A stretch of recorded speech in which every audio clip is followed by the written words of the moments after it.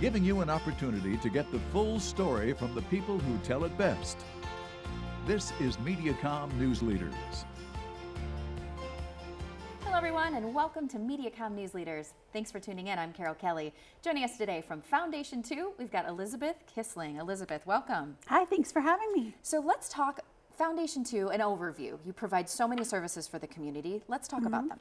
So the purpose of Foundation 2 really is to support people going through any kind of crisis. And we define that crisis as anything that makes life hard for them. So for some people, that's thoughts of suicide. Others, it's youth facing homelessness. It can be a range of things. But we have services to support them, including crisis line, mobile crisis outreach, support groups, youth shelter, independent living, just a range of ways we can help people.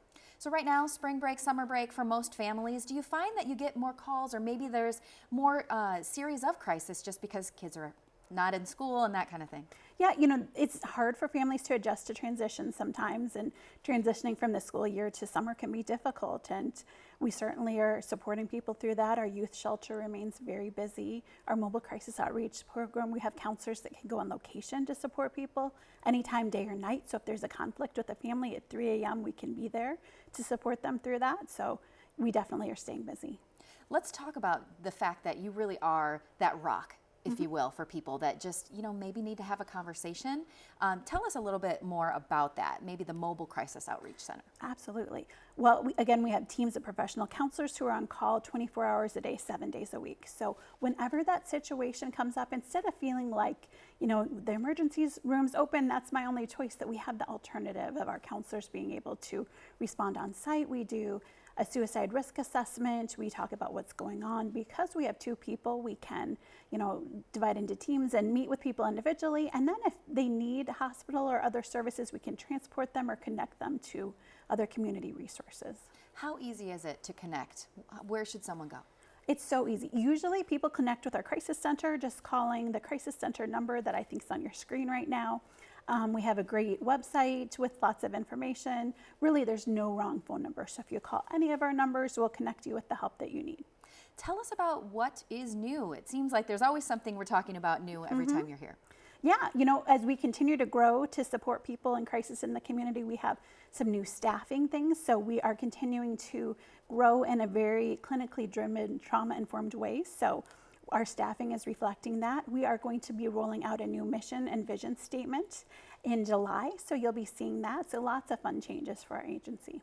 How can the community support? Maybe not use your services, but are there other ways that they can help support Foundation 2? Sure.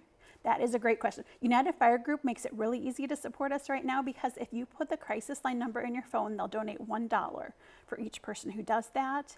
We are also always looking for donations of socks and underwear and gift cards for youth, especially in shelter or independent living services. And then we like you to share our content so more people know about our services. You do have social presence too? Yes. Tell us about that. We use Facebook a lot. We have a lot of events coming up. You can learn about those through Facebook. We're on Twitter. We're on LinkedIn. We have a great website. We have an email newsletter, so lots of ways to stay in touch. Tell us about, is there, you had said, you know, socks and underwear and those kinds of things that you're looking for. Is there kind of a wish list, if you will, that someone could go and reflect? Absolutely. We do have that on our website, or you can reach out to us and we can provide people with other ways to support our services. Let's dive a little bit farther into, let's say, the youth shelter. Tell us about that. So we can support young people between the ages of 11 and 17 who maybe home is not safe for them. Maybe they're creating a situation at home that doesn't make it safe for other people there. Usually a few days stay, it kind of depends on the situation. We also have family counseling available at shelter, so lots of ways to support family with youth that are struggling. Talk to us about who qualifies, and is there a cost? There is not a cost for shelter. There are lots of ways that youth can be admitted. If a family is having problems, they can call us for a voluntary placement, but we also have placements through law enforcement, through juvenile court officers or DHS workers, so lots of ways that people can get engaged with the shelter. And is that just Cedar Rapids only?